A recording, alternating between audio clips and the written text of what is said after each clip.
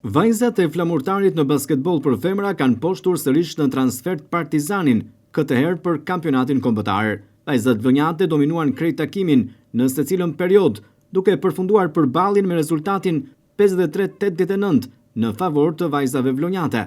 Një ndeshje të rësisht e dominuar, por duke treguar kështu edhe forcë e karakter, si dhe një ekip i cili është gati për të përballur me çdo skuadër dhe për të dhënë maksimumin në çdo sfidë. Ana tjetër vijon rrugëtimi i ligës unike për vajzat e flamurtarit në basketbol për femra.